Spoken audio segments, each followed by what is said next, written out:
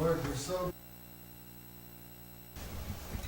so great thankful for all the good things that you're doing and have done, and we pray for that to continue, We thank you for all the hard work that the workers across our community do, and we pray a special blessing upon them, their families, and everyone in the city.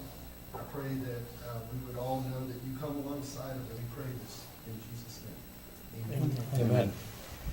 I pledge allegiance to the flag of the United States of America and to the republic for which it stands, one nation under God, indivisible, with liberty and justice for all. Our consent agenda, we have the consider submission of a CDBG the FY 2018 in the amount of $5 million. The appropriations ordinance for this period. First of all, we had a payroll of $582,368.33. Asplin Tree Service for tree trimming and removal, $12,056.64. BG Consulting, that's part of the street repair, $13,014. The City of Coffeyville, that's for chemicals in MGA Gas Supply, $271,000 claim. Driver, and they just hired her. She starts Monday. I know she's going to be great because she's part of our LP team here in Coffeyville. So that's going to work out great. 5 days a week from 7:30 to 3 o'clock. There's no income restrictions. There's no restrictions on where you go have lunch with your friend. They don't care where you're going. And even if you have a doctor's appointment outside of Montgomery, apparently they can take you there too. The hours are from 7:30 to 3 o'clock. They ask for 1 to 7 days notice. Same day rides are based on availability. So if there was someone who, hey, I didn't know I had to go, but I need to go, and if there's space, if there's time, they will do that.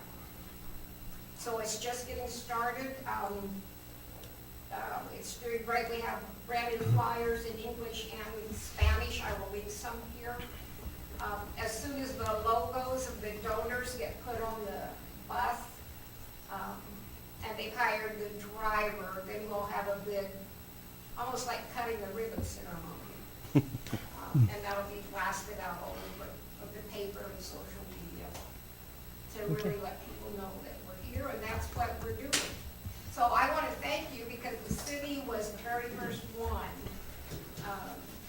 $3,000. And I just want you to know, after that, Indy came in, and the county came in, the hospital, private businesses. And so we were able to go 5 days a week. And like I said, we have extra money, it's rolling over to next year. Good deal. So Thank you. That's Great. Thank Any you. questions? No? Glad you're No, here. Renee. Glad you're doing We that. appreciate it. Thank you very much. Thank you, Linda. I'll leave these over here for Fraser's.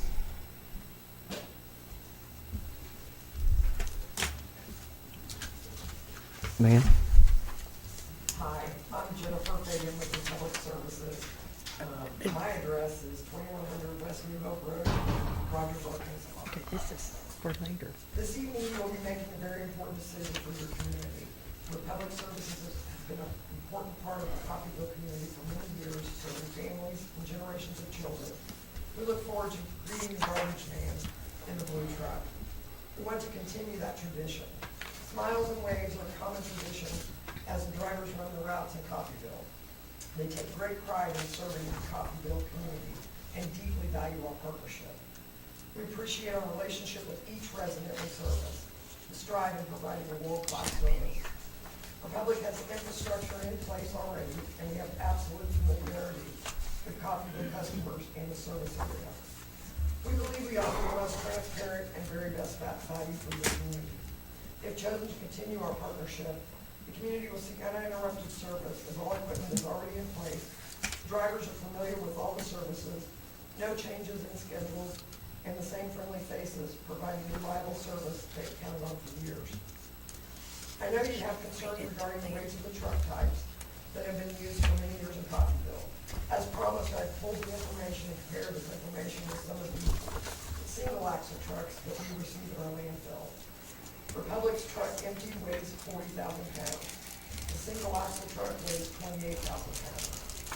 Loaded from the Coffeyville route, the difference between our truck and the single axle truck that disposes at the landfill is a difference of 8,000 pounds or 4 tons. As I previously spoke about, our weight is distributed evenly, like standing on 2 feet instead of 1. So any stress on the roadways is divided over 2 points instead of 1. The last meeting, you all discussed price and possibly the savings to the road upkeep. I put together a spreadsheet that I gave to the fellow Melissa. And it shows the pricing difference over a 5-year term. Thank you. Utilizing the competitor's pricing for the 10-year term for the single axle.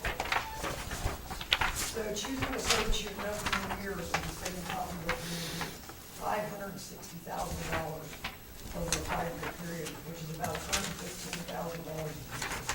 This is not even including the direct savings of over $2,500 a month that the city will pay for their city facilities. That adds up to $30,000 a year or $150,000 over a 5-year period. So all in all, choosing Republic over the single axle trucks would be a cost savings for Coffeyville of almost $750,000 in 5 years. While I understand on tonight's agenda, it appears a recommendation will be made for Waste Connections, I want to bring to your attention a few things. I realize the price is a little cheaper, compared to less than $2,000. I just got a text that your mic may not be on. Is that mic on? You might push the button. There you go. Sorry. Just start where I go? Okay. You can keep going.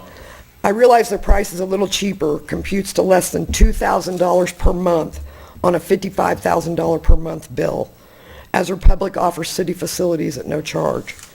Republic is not charging anything additional to our handicap doorstops, as we believe they deserve the same senior rate offered to others. You may remember 6 years ago, Republic Services came to the aid of the city when Waste Connections withdrew their bid after awarded the city services. Not only did we agree, but we also honored a cheaper price than we had even bid. In closing, Republic Services has provided many years of community support in both Coffeyville and Montgomery County. We are committed to the communities we live and work in. I appreciate your consideration of the value that we believe Republic Services brings to your community.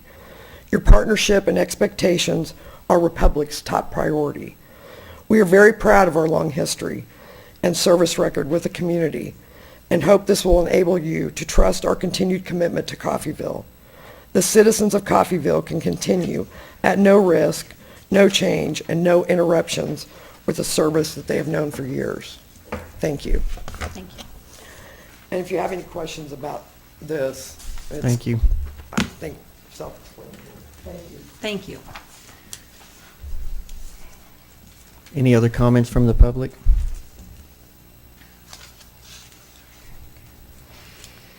All right, if not, we will move into the public hearings. And we have a public hearing for the revenue neutral rate. So I will open the public hearing for this revenue neutral rate and receive any comments.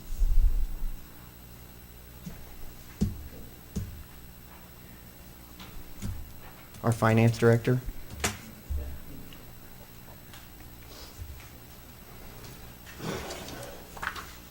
I think for the sake of clarity, we want to make sure that everyone understands that while ultimately the city opted to contemplate exceeding the revenue neutral rate, and as we stated earlier in the year, we have ultimately decided to go a very different direction. And so rather than exceeding the revenue neutral rate, we will actually be going well below it at approximately 26 mils. Okay. When we can talk a little bit more about that when we do the hearing on the budget, and we'll go through some of the numbers and what that means. Okay. All right. Any questions on that? Essentially, because we identified as going over, we have to have this public hearing, even though we're going the opposite. We So, went the opposite yeah, direction. the real questions can come in the budget portion, but Right. this is a administrative function because of how we put that paperwork in several weeks and months ago. So, certainly, I just want to make sure that anybody that's here to speak or participate in these hearings, that they understand that at least for this particular hearing, to Ben's point, it's somewhat of a perfunctory move, given the fact that we are going to actually cut the mill in what I would consider fairly dramatic way. So, thank Okay. you. Thank you. Thank you. So the public hearing is open. If anybody wanted to make comments. Sir?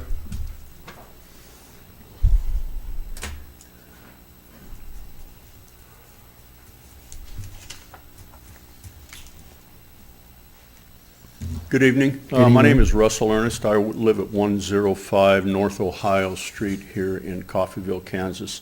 My question on this, you're going to drop the revenue, the mill rate. I guess the big thing I have here going is everybody here is on a budget. City's on a budget, I'm on a budget. We're going to drop this, and from what I read in the newspapers and, you know, what I have here for your expenditures and stuff that I've copied, and I'm also looking at 12.02% just on my property value assessment here for the city. From the county. From the county, not from the city. From the county, but it says Coffeyville City, 12.02% right here. It's written, maximum tax exceeding 23 tax amount percent, 2024. My question on this is this going to be a roller coaster ride if you drop it? Not if I stay in office. It So- won't go back up. So this is what I'm saying is that if this is going to be a roller coaster ride, how do you expect people in a household, maybe with 2 or 3 kids or whatever, to have a stable budget? First it's here, and I read in the newspaper where, hey, some people, they could save $600, $800, $400. That's great. But the next year it's going to go back up. No, it won't. Okay, so That's it's the going to plan. stay. So we have some other revenue sources that are taking the place of this. And the thought was, this is the best chance at some economic development and people moving here. And I understand that. I went to the county meeting also and have been in touch with some of the people that have businesses here. They've decided to close shop. So for every one good thing that happens with the city, the county takes that away from you. The only thing I'm saying here is that if this is going to be a roller coaster ride, for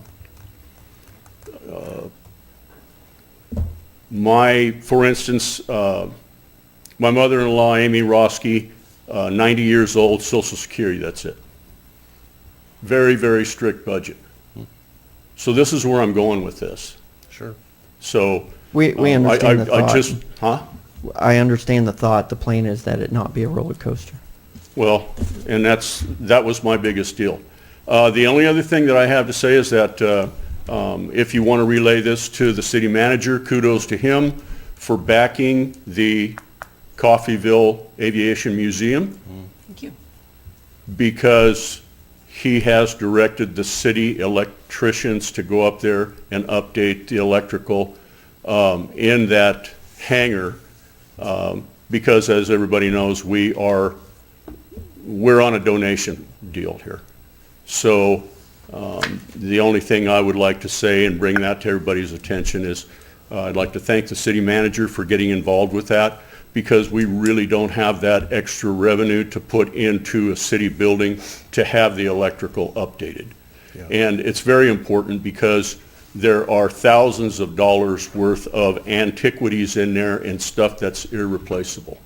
So I thank you people very much, and thank you for your time. Thank Would you. you, And would I you wanna like say- to make a pitch and give us some information about this? I'll just call it the special event, and let you talk about it coming up during Dalton Days. Well, you know, it's the 3rd through the 6th, It's a fly-in, and it's going to be out at the municipal airport. It's free. It's an educational thing. Tuskegee Airmen, some of them were from Montgomery County, and I believe a couple of them were from Coffeyville. All right? There's going to be a P-51. There's going to be an educational trailer, 40, 45-footer that comes in. I have been passing out flyers. You can come up to the Air Museum. You can get a free flyer. I have left them at several different places around town. We would appreciate anybody that could put the word out. It's free to the public, and it's also historical. I mean, when you think about, there aren't very many World War II veterans left, I might say. So, you know, with that being said, I can't remember his last name, but Jared is the airport manager, been very, very helpful, very proactive. And that's what we really appreciate. As a nonprofit organization, we're very limited on funds. So anything we can get, anybody that wants to throw a dog a bone, we're welcome to have. You know, and like I said, you know, I got involved with it when I moved my wife back here. She was born and raised here. So anyway, we came back to this locality in this particular Midwestern area because of the moral support. We lived in Nevada, horrible place. Too many people moving in from California.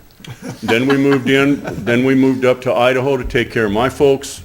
Guess what? More Californians. More people moving in, heroin epidemics. You're not going to get away from the drugs, but you can get to a place where the moral support is still there. That's why we moved here. And the only thing that I'm saying is that we moved here because the housing was less expensive, and we would hope that the taxes would be less expensive also. I'm not going to bring up the county issue. I already did that at their meeting. So, but the big deal is coming up the 3rd through the 6th out at the municipal airport. It's part of history, folks. I mean, so are there any questions? Will the trailer also be out at the airport? The trailer will or be out it there up at too. the hill? No, it'll be out at the airport, sir. Everything at the airport? Everything will be at the airport.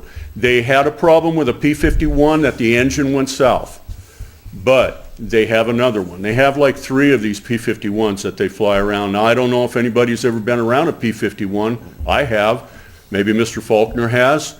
You know, I was 27 years in the military, so I have seen and done a lot. And my first 4 years was as an aircraft mechanic for the United States Navy, actually, and then I went into the Army. So anyway, yeah, I know. Okay, I decided to work on tanks. So anyway, thank you very much for your time, and anything that the city can do to help us along, we greatly appreciate it. Thank you, sir. The P-51 that will be there, is that a double-seater? That I couldn't tell you. I know that they're offering rides for a mere $2,500. Okay, so it's going to be a tandem seat. It probably will be a tandem seat. And I just want to say, back to the mill levy. Yes. This was not something we took lightly. We had a lot of discussion about this because we don't want to do anything that's going to cause the roller coaster, because we're paying the taxes too. I understand that. And we are doing the best we can, and we think this is going to be the best long-term solution. Well- because we did not just decide one day to do this. We had a lot of discussion, and it was a very serious issue for all of us. And I appreciate that and your concern. And what I look at here is I look at an aging community.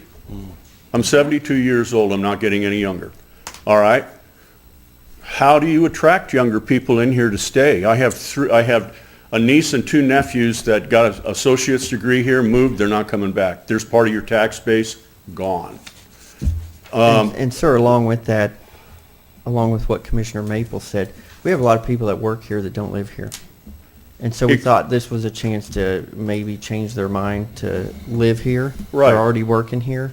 And Well- the more we can get here, the more tax base you have to spread out that cost. And raise revenue that way too. And Exactly. Mr. Mayor, if I may, to get specific, and I'm the city manager, thank you for the compliments, Oh. appreciate that.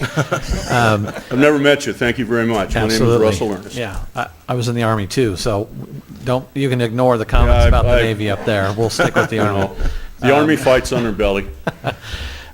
So to be very specific and to be on the record there, what we have that is different from most cities in Kansas is the electric utility. Yes. And so when we go out, when I've gone to meetings where there's a lot of other city managers, the League of Kansas Municipalities, their primary concern is that something's going to happen at the state level to force them to lower that property tax. And then, I speak up and tell them, well, we're about to, voluntarily drop it, and that they just can't imagine that. So the electric utility here really is going a long way amongst a variety of other things that we're doing to support that so that you don't have that roller coaster ride of commissioners changing that back and forth. Well, and I appreciate the concern and people looking forward instead of backward, or, you're not looking through a keyhole, you're looking at the big picture down the road.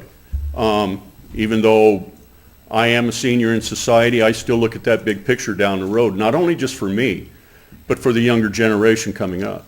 Absolutely. And we need to think about that. How do you attract people here? But anyway, once again, it's always been a concern, not for me so much because, my wife Diane is a retired school teacher. I'm retired military and civil service. So what I look at is case in point again, my mother-in-law, Social Security, 90 years old, on a very strict budget. I look at those people, so, and then again, like, the city manager said, how do you attract people here? How do you get them to come here? The deal of it is keep more money in their pocket. Yeah, and I that was mean, the whole was the whole- conversation. That's it in a nutshell. We did debate, talk, agonize over this, so we appreciate I your know. comments.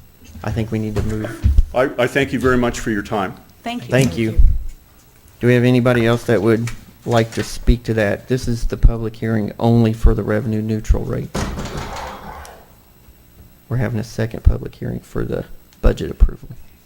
So if there's no one else that wants to speak to that, I will close that public hearing. I will now open the public hearing to receive comments regarding the fiscal year 2025 budget approval.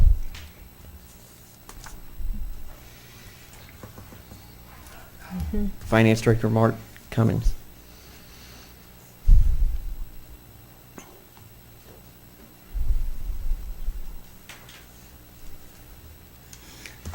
All right, commissioners. I want to go ahead and tee up a couple of things that I think are worth commenting on. The first of which, and I'm going to have to beg your indulgence on, is a discrepancy between the actual budget certification that we're going to turn into the state and my staff report that I submitted.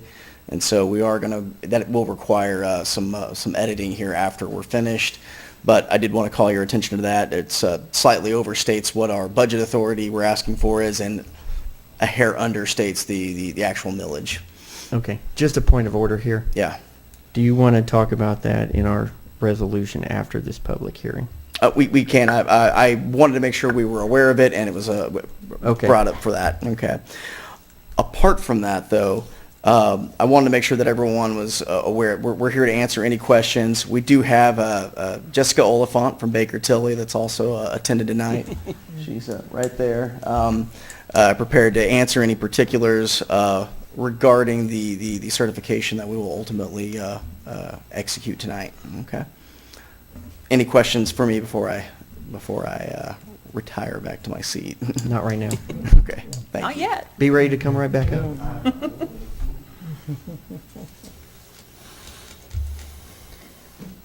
Any public comments? Okay, if there are none, we'll close this public hearing, and we will move on to Resolution R-24-72, a resolution to approve and to authorize the certification of the FY 2025 City of Coffeyville municipal budget with total expenditures of $113,296,626 and authorizing $1,600,000 $664,172 to be the amount of ad valorem tax to be levied with an estimated mill levy of 26 mills total. City manager? So this is where Marty needs to come up now and give you those appropriate numbers, because that resolution that you are reading are the numbers that he's speaking off that are off Okay. a little bit. And so when reading that resolution, we'll need to correct those numbers, which he can give you right now. Entirely my fault, and I, again, beg your pardon. So the amount we're going to be authorizing to submit to the state will be, for the total expense authority will be $110,187,405. And the amount of the money to be levied will be, in property taxes, will be $1,681,529. So roughly $20,000 difference there. So again, my apologies for the discrepancy. Okay. Okay. All right, thank you. And people have to realize that the expenditures of 110 million approximately fluctuate up and down based a lot on the electric utility and how much electricity people and companies use.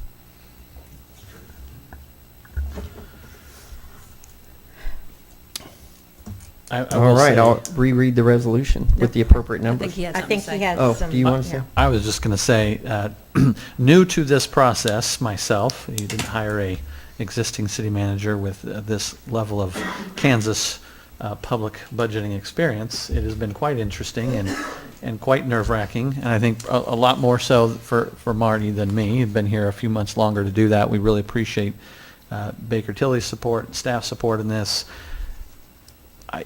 Not to throw the state under the bus, but boy, they don't make it easy, as perhaps a business would go put together. They have an Excel spreadsheet that is predominantly locked. I don't know if you've ever seen the detail that goes into preparing what we're going to submit, and the math doesn't always work. So there's a lot of work to go into this, and Marty's not in trouble because we were 20,000 off. It's just kind of the nature of the beast to do something like this, and look forward to this next year being fully immersed in the process. But it is quite the bear, and I'm sure all of you know that because you've been a part of that as well. Mm-hmm. All right, I'll reread Yes. the resolution with the correct numbers. Resolution R-24-72, a resolution to approve and authorize the certification of the fiscal year 2025 City of Coffeyville municipal budget with total expenditures of $110,187,405 and authorizing $1,681,529 to be the amount of ad valorem tax to be levied with an estimated mill levy of 26 mills. That's the resolution. Any more Did- discussion? I just wanted to briefly say that we've had, this commission took office in January. In the short time since then, we've brought Marty on board, our finance director. We have a new city manager. And these people, putting this budget together, every year, it's a giant task, and it begins months ahead of this point in time when we approve it. For these folks to have come in here, relatively, late in the process, and for us to get to the point that we're at today, I just want to recognize them for all the extra hours they put in to get this budget written, and they answered we've gone back and forth on this budget, the commissioners and the staff, trying to massage this into place. Not everybody wanted to do this at first because there was that concern, that cautious attitude, which is healthy to have in a process like this, that we were, maybe cutting too much at once. A completely logical, fear to have. I wouldn't call it a fear, but a logical thought process to have, and one that I think the taxpayers were well served, that we explored the route of not cutting as much. And ultimately, I think the decision that we came to was, cutting it by 51% was doable.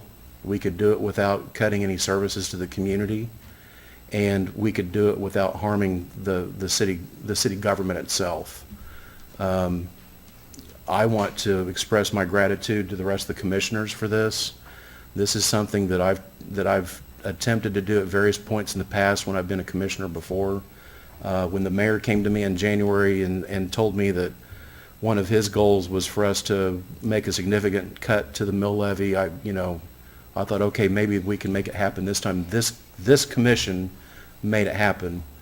And I'm a taxpayer like everybody else. I have the same concern that it would spike back up, a year, 2 years, 3 years into the future. And all I can say to that is elections have consequences. And we as voters have got to be judicious in vetting the candidates that you vote for, not just for city commission, but for all these taxing entities that have control over your property tax rates. And I would hope going forward that the newspapers, I see one of them represented here tonight, I would hope that they would go back to what they used to do, which is vet these candidates, at least give them an opportunity to say what they stand for or don't stand for, or to say what their record is, and to publish those in the newspaper before we vote, because that hasn't happened for a number of election cycles now. And having been a journalism major in college many years ago, the purpose of the newspaper is to inform the public and tell them what they need to know, not what they want to know, what they need to know. And I would hope that going forward, the newspapers will go back to letting the people know. They do a great job of letting them know what happens after in this part of the process. But this process begins in elections, and it matters who we vote for. And sometimes we vote for people that tell us they're going to do something and they don't. And we need the newspapers to hold those people to account. We did what we said we were going to do. And I'm proud of what we've done, and I look forward to next year at taking another swing at it. And if it's the right thing to do next year, maybe we cut it a little bit more. Maybe we leave it where it's at. But for my vote, it won't go up. We're going to do what we have to do to live within our budget and keep it steady or keep it going down. Thank you, Commissioner Edwards. I'd like to make a few short comments. As the city manager alluded, Coffeyville is a unique town. Yeah. And has many advantages when it comes to things like this. So thankful to this commission for having the lively and great discussion we've had over work sessions to agonize and talk about this, but also to this city staff and also the previous interim city manager, Tim Wilson, who was able to pull some levers and do some things that really created the situation that we are able to do what we did here without affecting the city. Pulling those levers, finding some other revenue places we could get in and not hurt the city. I just want to make another comment that if you went back, it wasn't that long ago that the mill levy was in the high 30s, not in the 50s, where it has crept up to now. So even if we went back only to, I say 36, which would have been a huge cut, we actually would have been going back to where we were not that long ago. But we decided to take the major step of going to where we did, really for that benefit of trying to give that economic spark to Coffeyville, getting people to move here, giving a little bit of a reason that at least it would not hinder them from moving here. Take a little bit of that hindrance out of the way, and that was our goal. So with that, I want to thank commissioners and city staff. Move to approve Resolution R-2472 as presented. Second.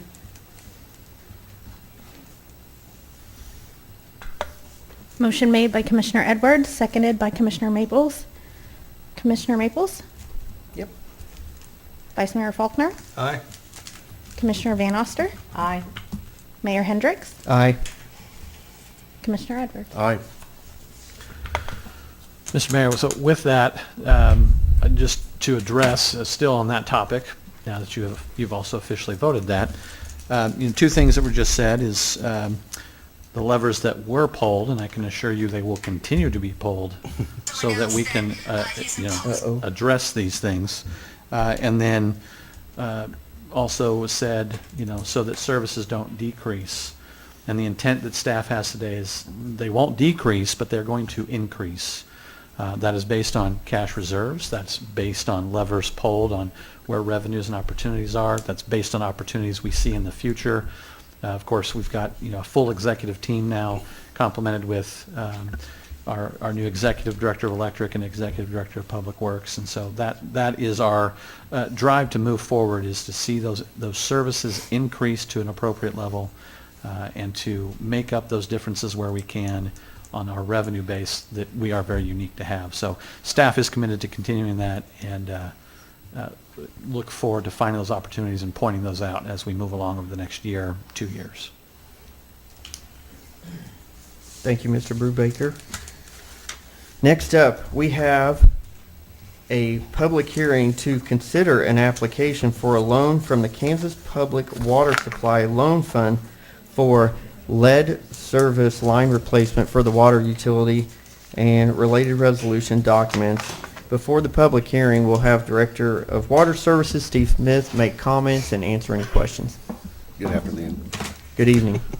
And I would ask Steve to just give us a little bit more background than just the staff report, to make sure that we're all aware of what has been going on both locally, nationally, at state level, federal level. If you give some of that background, including the notice that we received today. Yes, sir.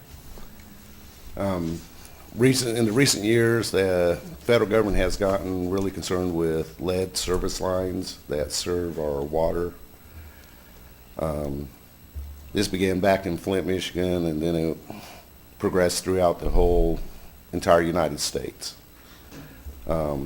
So with that, they want to protect our children, our elderly, and as well as the rest of us, from any type of lead contamination, because it does cause a lot of health effects.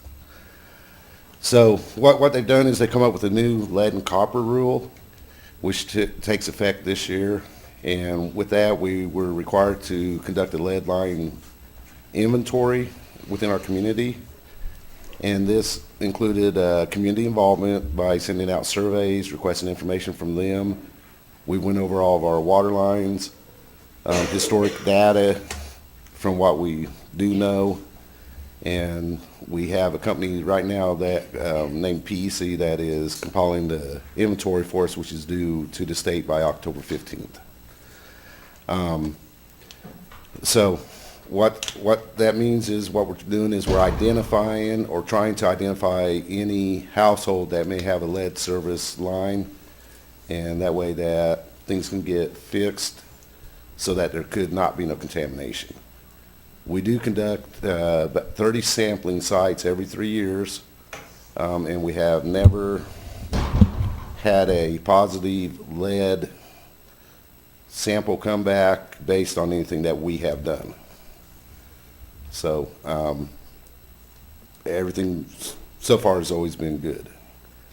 But today I did receive notification from the state that once the inventory is complete, we will be required to send out notification to all the households that's identified as possibly having lead or is of unknown nature or having galvanized pipes, because galvanized is conductive to carrying and holding lead. So if there was ever any lead connected to it, it could be embedded in that, and then it could get released over time as that pipe deteriorates.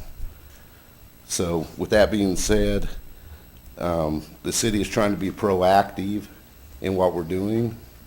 And basically, when we get into the actual resolution, what the resolution is calling for is we have put in for a grant to cover replacing a number of those lead service lines that's been identified, or the unknowns. And that's just being proactive. We're not required to do that at this time, but it will be coming down the pipe at sooner or later. So we got in ahead of time to request this funding, which Amber's been really great at doing that. And so, that's where we're at, basically. We're trying to be proactive in taking care of anything that may have lead. Okay. What about, you mentioned, I heard the word copper Yes. when you were that- speaking. The reason copper is because they used to have lead solders and stuff. So it's not really the copper they're concerned with, it's the lead solders around the copper and stuff. Okay. Our city, from what I had understood, and, bless his heart, Jim Bradshaw was here for many years, and him and I had discussed this at length. Our city never did use any lead stopper joints. We always used compression joints whenever it came to copper. So that's one thing that we should not have a issue with, is anything to do with lead solder. It's just the ones, what they used to do at times is if you had a line across the street and they went under the street, a lot of times they would use lead under the street to the curb and then switch to a different material, most likely copper. But of course, like I said, with compression joints, not with lead solder joints. So, Any question? I do want to clarify that this is a loan with grant forgiveness. So the city will be applying for a $7 million loan with $3,542,000 in grant forgiveness. That doesn't mean we're going to use all that. It's just based on findings, or right. Is that what you found so far, or is that just a upper limit of That's what's allowed? what PEC is predicting that we will spend Okay. on Right, and they're the replacement. ones doing our inventory, and they have all that data right now, and they'll be the ones we'll be working with on which lines we will replace and which ones we won't be replacing. So, do you have any I had a few questions. Go ahead. I realized I saw notices sent out. I saw postings on Facebook. If there was, for people to take a survey, send in if they think their house had lead pipes. If it does, and you still think that, please contact the city or contact Steve Smith. That it's not like we closed that survey period. Right. If there is an issue, please contact them. Next question is, if there is, say somebody had a lead pipe that went from the main to their house, Mhm. who will actually be doing the replacing of that? Is it the city, or are we contracting to somebody? Okay, what we do is, we're responsible from the main to the meter box, and then from the meter box to the house, the residents I have always been responsible for. You want to address that? Because we So- did discuss that some this morning. so. This funding is currently for replacement of our service lines. We can opt to have it replace homeowner service lines if we see fit, but we need to replace our lines prior to that. If we Okay. get Makes into- sense. That's I Yeah, wanted that to- makes sense. I wanted to make sure and clarify that. Right, And yeah, if- if we get into replacing their side of it also, then that's gonna be that many less that we're gonna be able to replace on our side. And so this notice that we're going to have to send out, I think 30 days from October 16th, is probably meant to scare people into some of that action, and so we may have more comments and social media, newspapers talking about, and this is not just to us, this is, Everywhere. a letter sent everywhere, but I think it's intended to, And upon reading the letter, yeah, it's probably gonna scare people. Okay. I'm- Go ahead. Go ahead, So- no, go ahead. No, something to clarify for Mr. Smith is, just so the people know, can you give an area of town, say west of the hospital or west of the grade school, where there would absolutely not be lead lines in the ground or to the main or to the house? I've So been- those people can not I've think been about pretty this. well assured that probably Klein West was probably, a majority of it's gonna be pretty safe, that not have lead. In fact, we have never found any lead over in that area of town. But once you start getting to your older areas of town, that's where we had a tendency to find them more often. If the main was under the parking by your house instead of in the street, and you're on that side of the street, you can pretty much be assured there's no lead, because they never did hook lead up on the same side of the street also. So that's throughout town. say that again, just that describer there. Okay, if it's in the yard, if there's a main line that runs through a person's yard, and it's not in the street or on the other side of the street, there's I'd say 99% chance that there was no lead, because I wasn't around at that time. I'll say 99%. But they did not run lead, you know, on the same side of the road. What they did was they ran them under the road for whatever their reasoning was at that time. They thought that lead was the best thing to be put under the roads. They might have been dirt roads back then, but Yeah. I also want to clarify that this isn't mandated at this time. The city's being proactive with Right. this. We expect a mandate to come out within the next few years. And at that point, every city is going to be trying to get funding to replace their lead service lines. So if we get it done now, we can Just ahead of. get ahead We're of the game. ahead of the game. Yep. Perfect. Right, and then we won't be mandated to do it, because hopefully we have it all taken care of already. And like she says, I think we're one of two communities that has requested this and gotten the funding. Okay.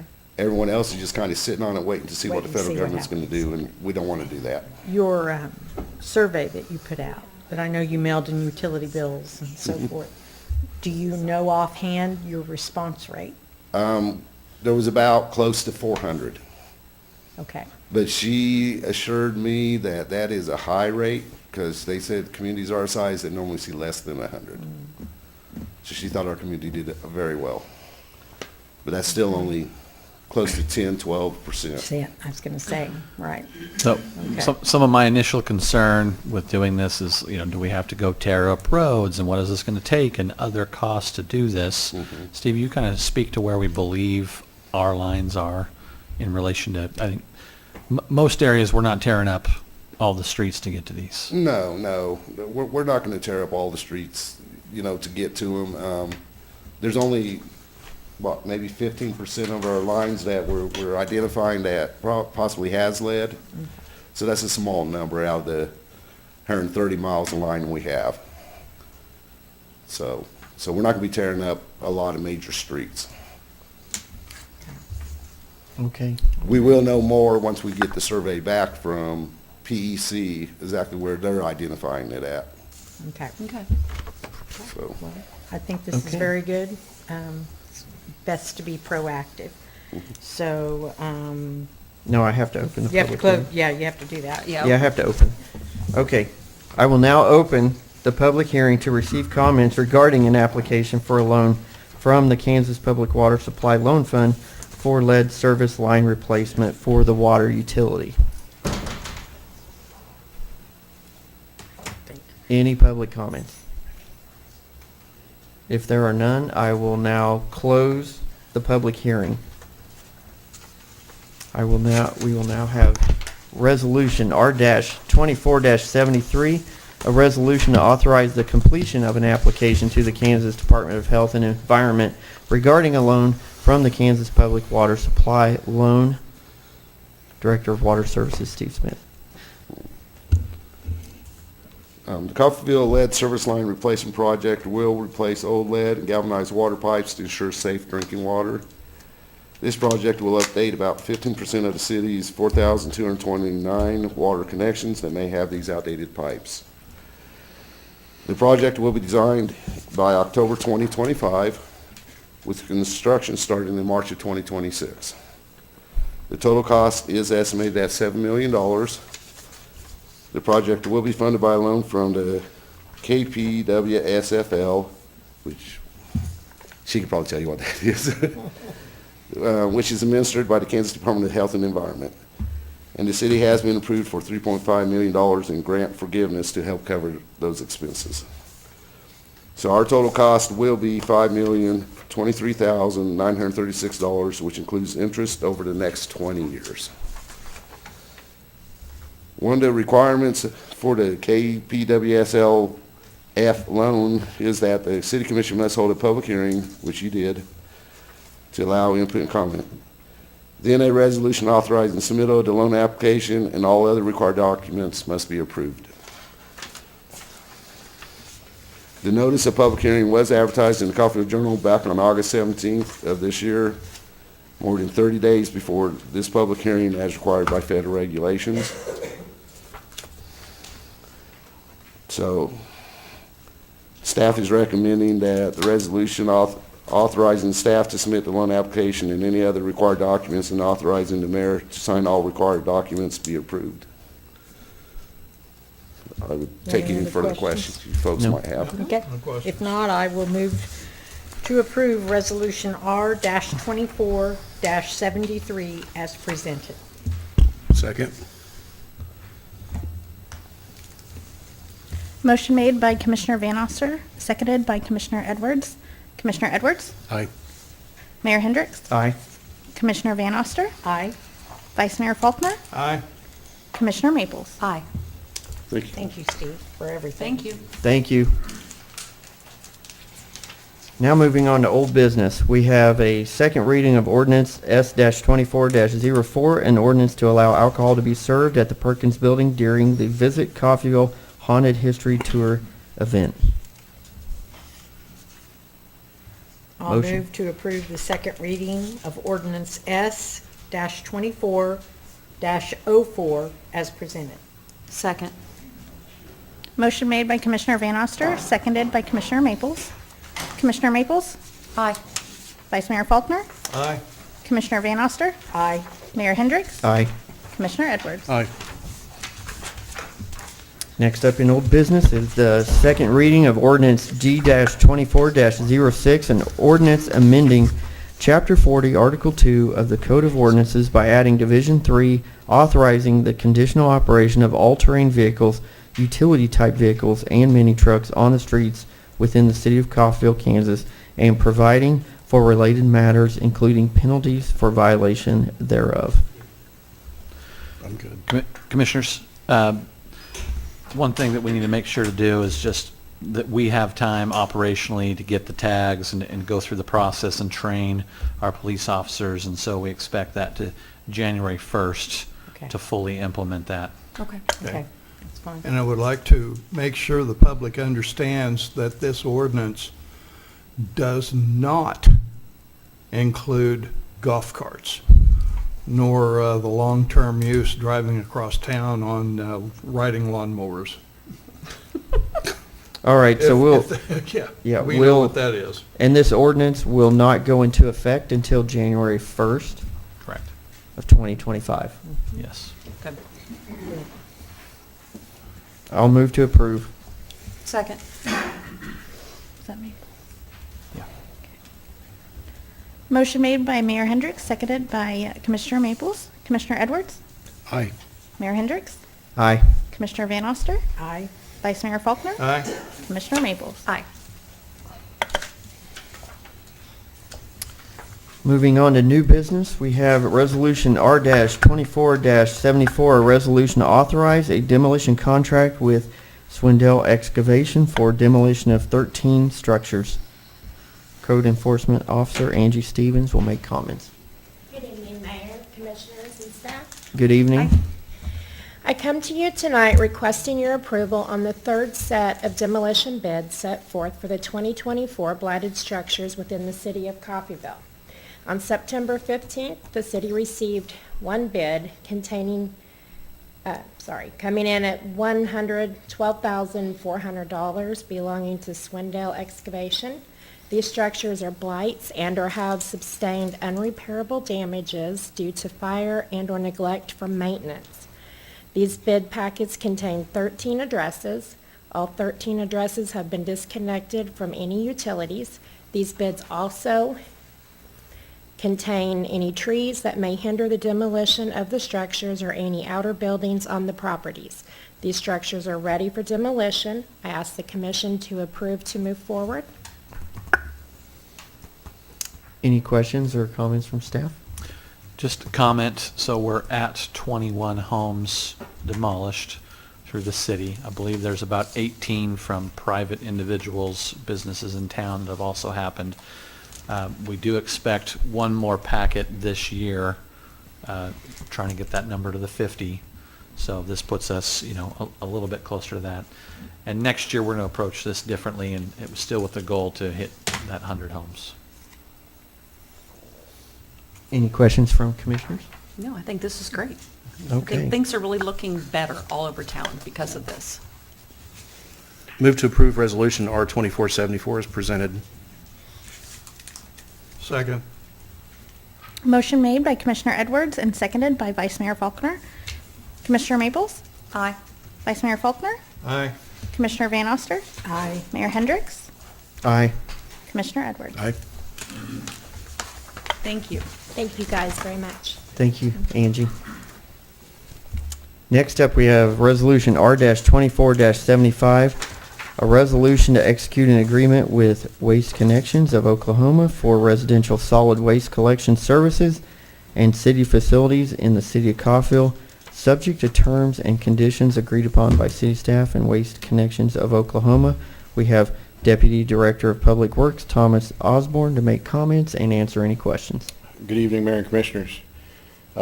This process started in February with our first meeting, trying to figure out what you guys want to do, and it culminated in finally going out to bid towards the end of June.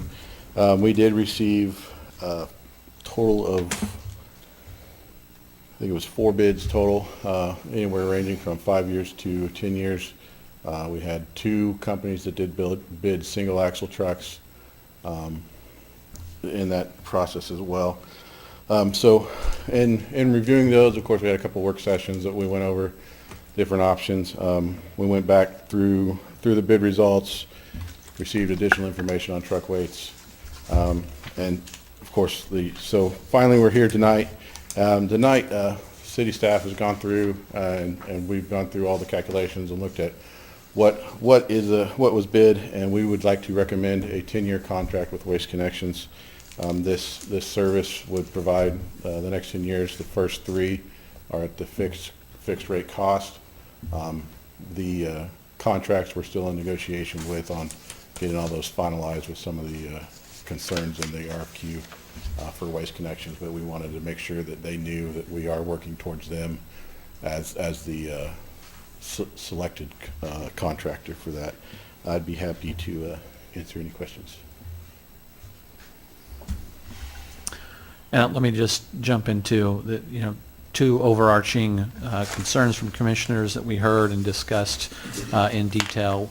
One, the cost to residents, whether there's going to be increases as part of that, or we decrease and change funds. The other was the weight of the vehicles. We went back and forth on the tandem versus single axle. This is going to be a side loader. It's still tandem. And so, whether or not that fully addresses, we're open to commission's thoughts on the tandem versus single, but believe that alternative. And then overarching there, as Thomas has mentioned, the cost. And at that 10-year contract, that first 3 years with a price lock, and then only 3% increases after that. So, the public and their increases as a concern of commission, this would not have to increase that.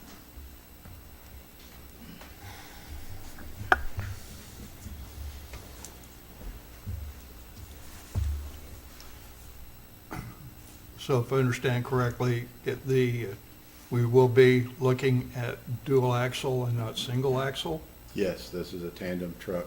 but with side load. Side load, yeah, mid-load truck. Okay, so that'll stop the, That'll stop the front axle from That'll stop the becoming bouncing. a bouncing point, yes. My only other question would be, and I would ask this of anyone we would award to, is that there's provisions in the contract to protect the city from a lack of performance or disagreement in services or quality of service. It's in there. Yep, it's in there, yep.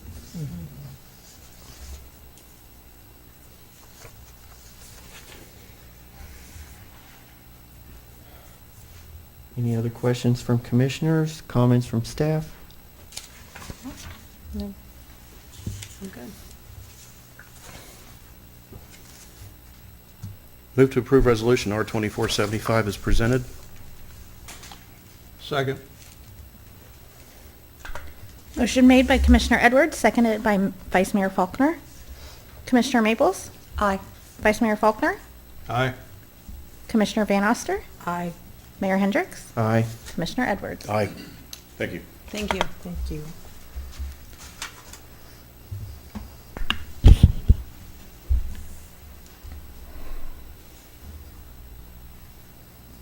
Next up is Resolution R-24-76, a resolution fixing the time and place for a hearing before the governing body of the City of Coffeyville, Kansas, at which time the owner, the owner's agent, any lien holders of record, and any occupant of the structure identified in this resolution may appear and show cause why such structures should not be condemned and ordered repaired or demolished as a dangerous or unsafe structure, and providing for notice of the hearing in manner provided by KSA 12-1752.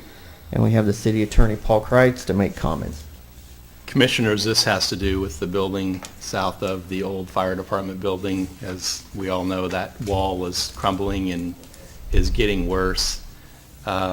We sent a letter to the owner, which is LDG Rentals, LLC, inviting them to contact us to discuss a plan for repairs to that building. They have an attorney out of Oklahoma City that's in the middle of a lawsuit against their insurance company, and we were aware that that was going on, but I also told the attorney that we're at a point where that building continues to crumble, the wall continues to fall down, it continues to damage the city's old fire department building. We haven't been able to close on the sale of that building because of that until we get this issue addressed. The attorney was very understanding. I told her that we would be asking the commission to adopt this resolution, which simply sets a hearing for the owner and the mortgage holders and lien holders to appear to show cause why the city shouldn't order that property to be repaired or demolished, as the case may be. So that hearing, if this resolution is adopted or passed, would be conducted on November the 12th, and a notice would be sent to LDG Rentals along with their counsel, and as well the mortgage holder, which is Community National Bank and Trust. Incidentally, I think the day after I spoke with the attorney in Oklahoma City, I was contacted, actually the city was contacted by an attorney that is working for the city's own insurance carrier to file a subrogation lawsuit because of the damage claim that we made for the damages to the roof of the fire department building. So that's ongoing as well. Hopefully all this will culminate in a positive outcome. I think this will actually maybe give LDG and their attorney a little bit of leverage to use against their insurance company, which apparently has denied the claim for reasons unknown to me. But it's time for this to come to a head, and this is the way, I think, to do that. Okay. All right, I can read the resolution and make it official. Now therefore be it resolved by the governing body of the City of Coffeyville, Kansas as follows. A hearing regarding the statement is hereby set on November 12, 2024 before the governing body of the City of Coffeyville at 6:30 p.m. in the Commission Room, 2nd floor, City Hall Building, 107 West 7th Street, Coffeyville, Kansas, at which time the owner, the owner's agent, any lien holders of record, and any occupant of said structure may appear and show cause why such structure should not be condemned and ordered repaired or demolished. The city attorney and city clerk shall cause this resolution to be published and shall give notice of the hearing to the owner, agent, lien holder, and occupant in the manner provided by KSA 12-1752. Motion, Move please. to approve Resolution R-24-76 as presented. Second. Motion made by Commissioner Van Oster, seconded by Vice Mayor Faulkner. Commissioner Edwards? Aye. Mayor Hendricks? Aye. Commissioner Van Oster? Aye. Vice Mayor Faulkner? Aye. Commissioner Maples? Aye.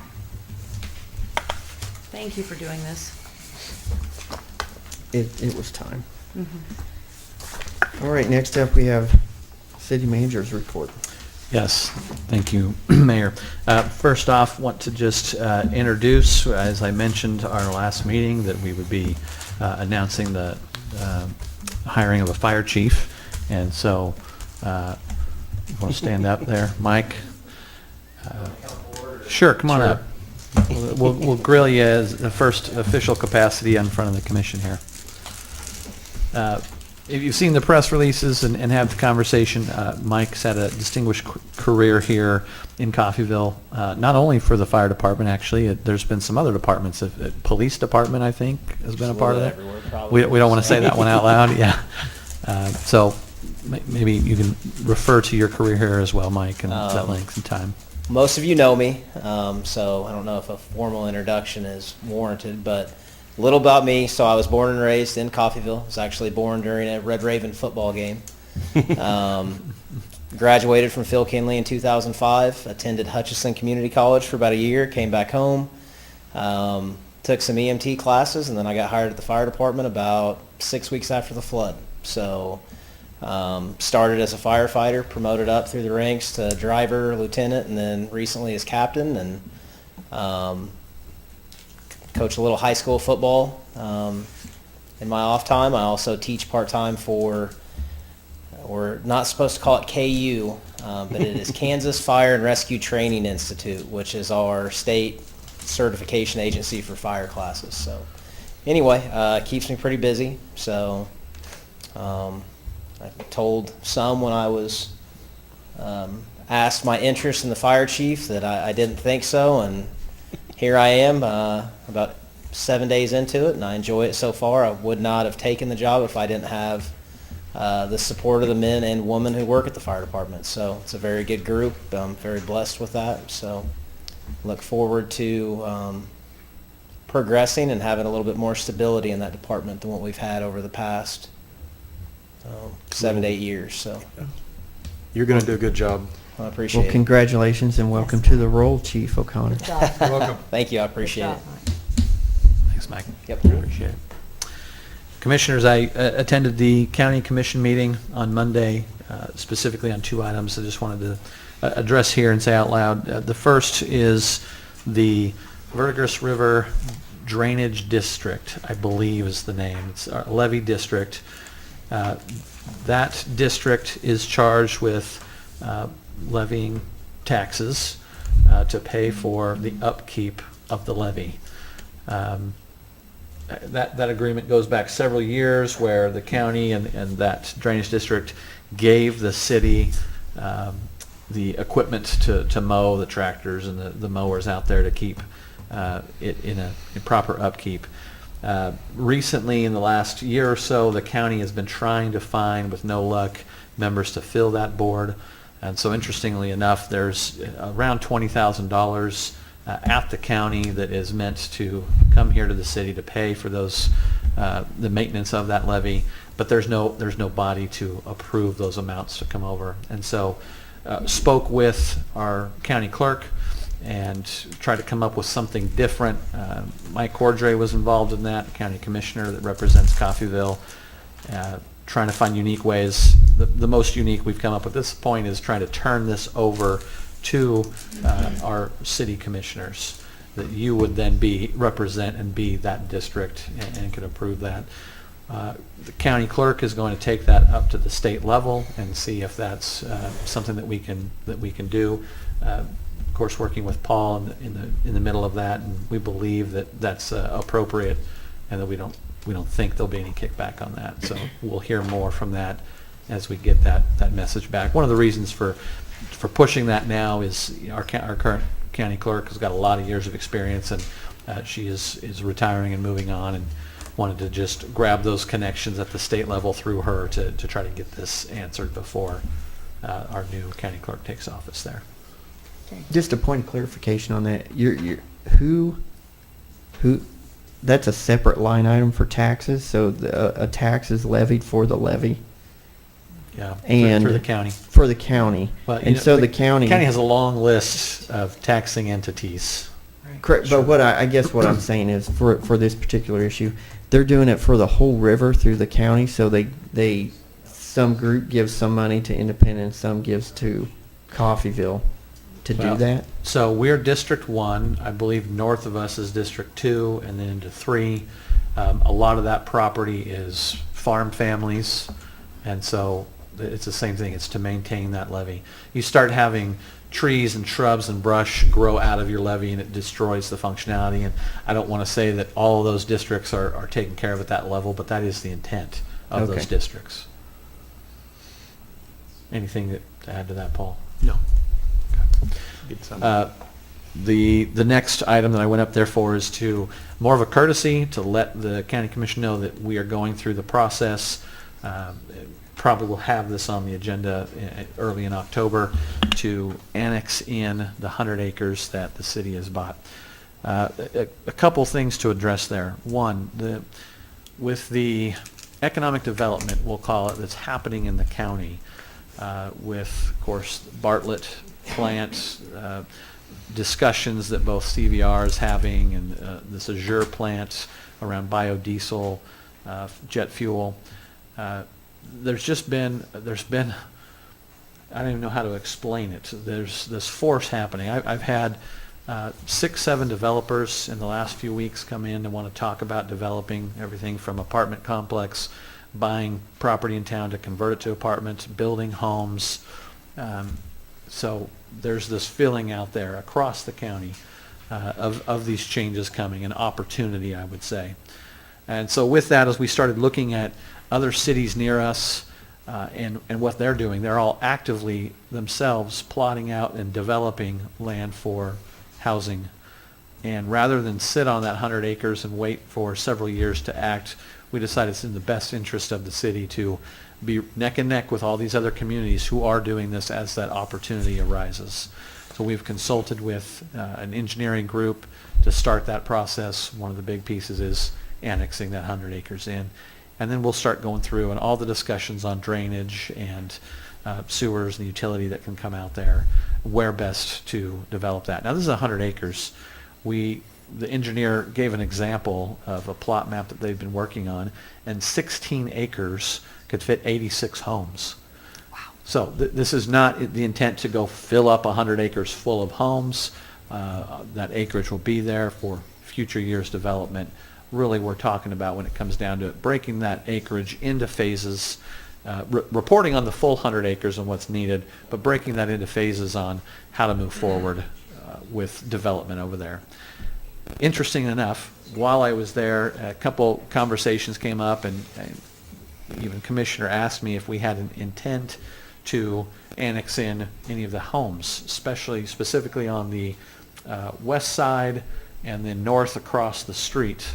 Some housing developments up there that apparently are struggling with their septic systems, and they're very cost prohibitive to replace those.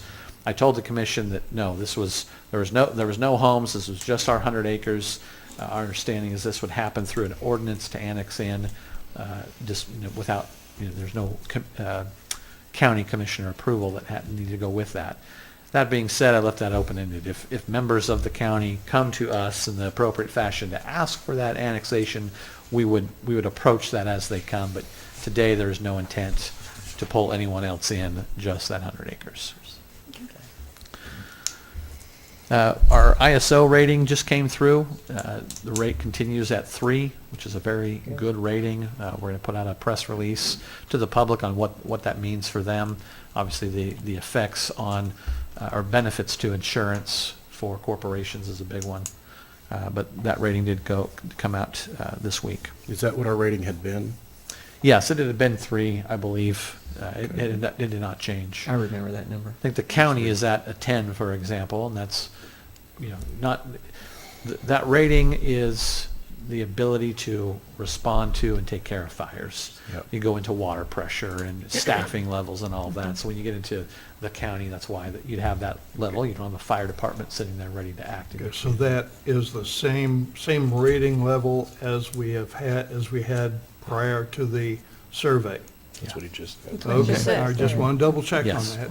Yep. Because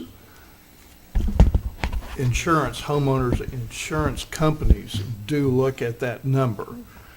And I confirmed that by talking to my own insurance company. And they said, yes, that is a factor. Yeah. So it's good to know that it remains the same, and that will, hopefully won't affect homeowners insurance Shouldn't be any on impact. that little component anyway. Right. Thank you. Street sweeper, we expect that to be in last week, October, early November. Of course, those kind of things change, but had a few of you asked about that timeline. Our houses on 9th Street, we have drywall. It was 90%. Is it complete? I believe it's complete today. Yeah, complete today. That's mudding and taping, so we continue to move forward and progress on those homes. In the near future, we will get an appraisal on those homes and work for advertising them and getting them out there. Right now, it's been a lot of word of mouth, people that come in and ask. We haven't actually advertised that. We're getting closer, but that appraisal process would be next to get us to that point. Reminder, October 2nd and 3rd, we've been talking through emails. We're going to have 2 strategic sessions starting at 5:30, both of those days here in Chambers.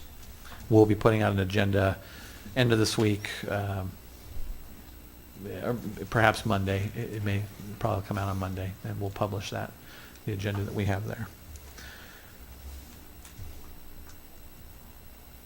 The only other thing I wanted to mention was the demolitions that you heard. Again, 21 that are done. This group of 13, probably another group of 10 to 13 coming up after that. Next year, we want to approach this a little bit differently, and we'll have further conversations. Generally, we have 3 contractors that go out to do that.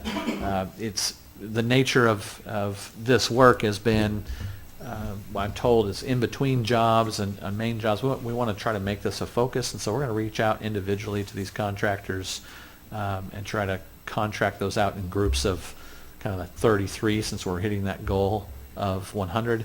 Make those packets as similar as possible. We don't want to give 33 homes that are all just one level and no junk in them, and the other 33 are all 2-story full of junk. So we'll even that out. We're going to bring those contractors in independently and have conversations with them and try to give them the due diligence of knowing well ahead of time, here's a project for the year, and allow them to put that into their own planning and budgeting on their business. So as we get closer and closer to that, we'll have further conversations on how we expect to go about that with that goal of 100 homes for next year. With that, that's all I have. Okay. Comments from commissioners? Yeah, I have something. Go ahead. No. So this Saturday, we have a meet at the mansion, Brown Mansion, a pulled pork dinner smoked by the Coffeyville Fire Department. It is at Saturday, September 28th at 5 p.m. Cost is $17.50 and $12.50 for kids 10 and under. There's going to be food, music, a live auction, mansion tours, and I have, for anybody that's interested, I have flyers and I have tickets. If anybody would like to buy a ticket, we'd love to see you out at the mansion. Come support this part of Coffeyville that is definitely part of our history that we want to keep. These proceeds are going to go to repair the windows and replace some of the windows. Badly needed upkeep for this mansion, which is very expensive to keep up. But if you've never been, it's beautiful. It's a neat part of Coffeyville history. Please go out and support this in any way you can. Thank you. Thank you. I just want to say Buckeye is phenomenal from first to 11th. Very good. Striping turned out very well. Lines are Nice straight. and smooth. It's straight. wonderful. It looks very So nice. kudos to everybody that was in on that from start to finish. So, Speaking of Buckeye, I had a citizen ask me today what the city does to enforce the truck routes through our city. Apparently, there's a lot of heavy truck traffic that goes up and down First Street. Is that a truck route? It is a truck route. yeah. All the way across town to Buckeye, and Buckeye is a truck route also. Buckeye truck route? I want to say Buckeye. Because I've seen, Somewhere along First it goes up, but you've got Moeller, you've got Buckeye because of, trying to get up to the water treatment plant. Okay. But, yeah, I don't know. So Buckeye is a truck route. I think a lot of farmers could use it as well. Okay. I don't know if JD Kelly may still use Okay. But first, What about Fifth Street? it. The big thing is that Fifth Street, Fourth Street is, Fifth Street's not. Yeah. Because there's always an 18-wheeler parked on Fifth Street and about the 1200 block. That's probably where you're gonna take them. So they can drive on it if they live on the street. If their personal vehicle, they can take it. Okay. The only thing I had was, I had a discussion via email with our police chief about what we're able to do to enforce out-of-state tags. This is another issue that I've had a lot of phone calls, text messages, and emails about over the last few months. The gist of that conversation was that the police chief, they tried to enforce this a few years back, ran into some roadblocks, and as far as where the county, I think it was a county attorney was concerned, they had a big backlog of court cases. The county attorney was wanting additional information, and I was just wondering if we could get a consensus of the five of us tonight to instruct the city manager to use his city staff to determine if there is a way for us to enforce these tag issues in town. Would anybody have a problem with that? I would explore it. I mean, it's already on the books. Yeah. Yeah, keep going with it. And And there's too many of them. Yeah, the roadblock wasn't with us, with the city. Yeah. It was with Yeah. the With the county county. attorney And for the- various reasons. And the police chief posited the theory that it might be a situation where we might need to pass some kind of a local ordinance. So I just feel like if we could give the city manager the instruction to work with the police chief, since they'd be in charge of enforcing it, and the city attorney, since if there's going to be a need for a city ordinance for some reason, that they can work on that and bring something back to us, either a report or an ordinance. And that's, quick summary on that, that's for people who live in town, but somehow or other have a post office box in South Coffeyville, and they're registering their vehicles in Oklahoma. Or other states. Or Or other other states. states, or because other they think it's states in order cheaper. to avoid Kansas vehicle property tax. That's Right. what it's about. So I have That's a all I que- have. Yeah, I have a question for city attorney. If the current rules and ordinances in place aren't enough, what would a local ordinance do? How would that help? Well, that's what he'll dig into and report Well, back to us about. I just wanted a quick opinion now. well, I think the laws are there. It's a matter of enforcing what we have.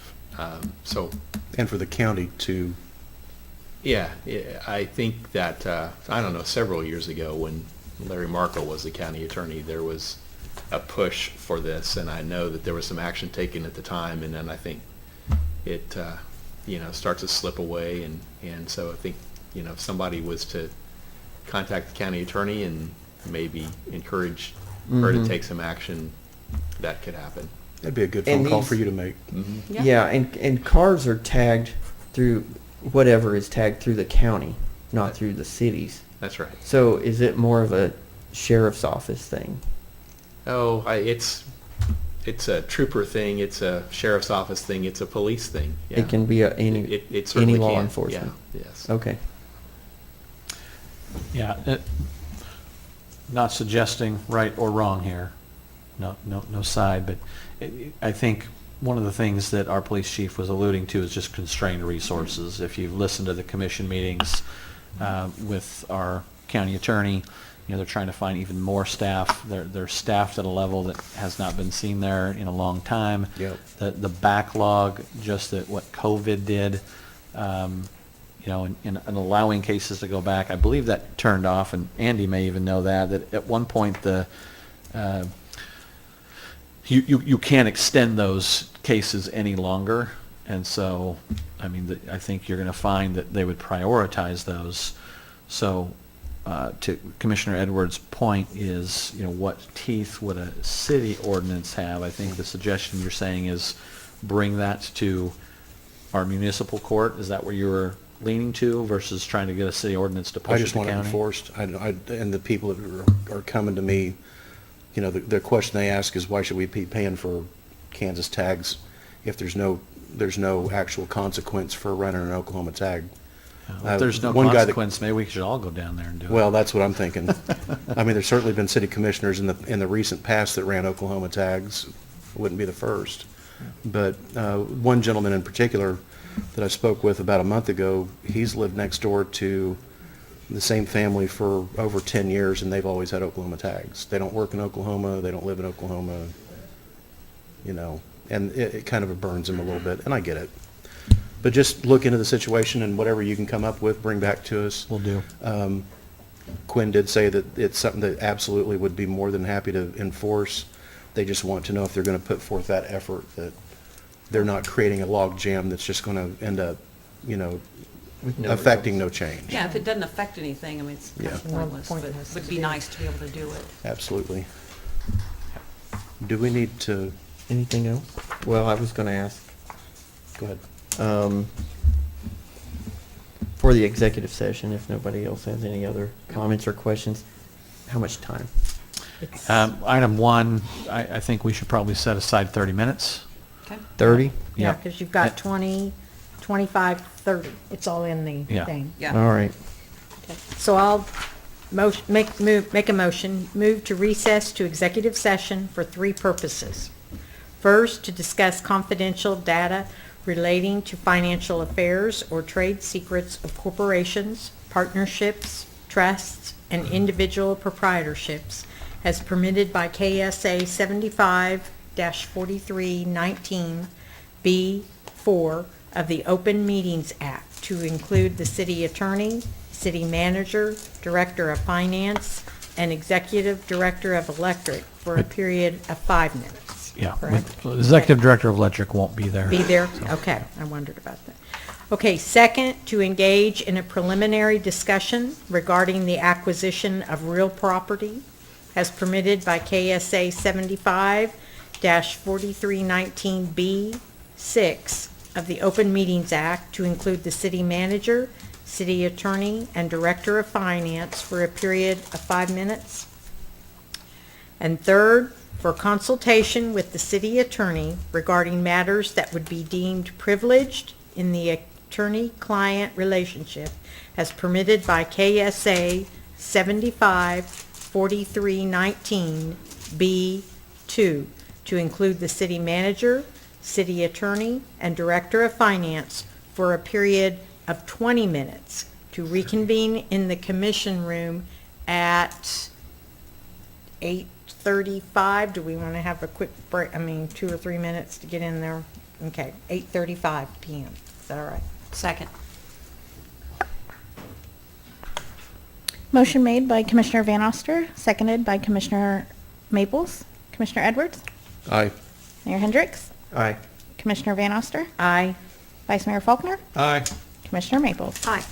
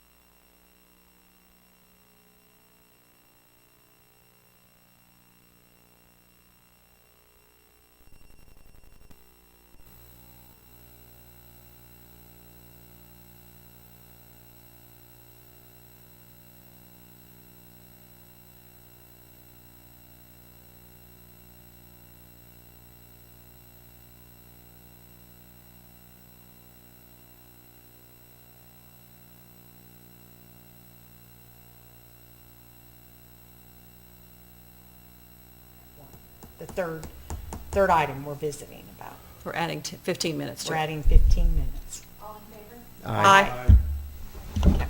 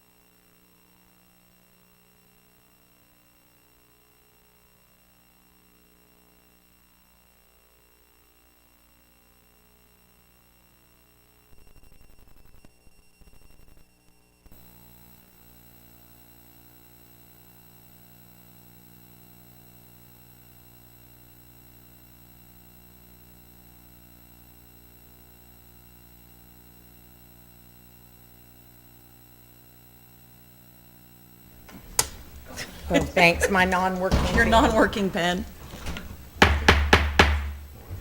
We are reconvening from executive session, and no action is taken by the city commission. Okay. Move to adjourn. Second. Aye.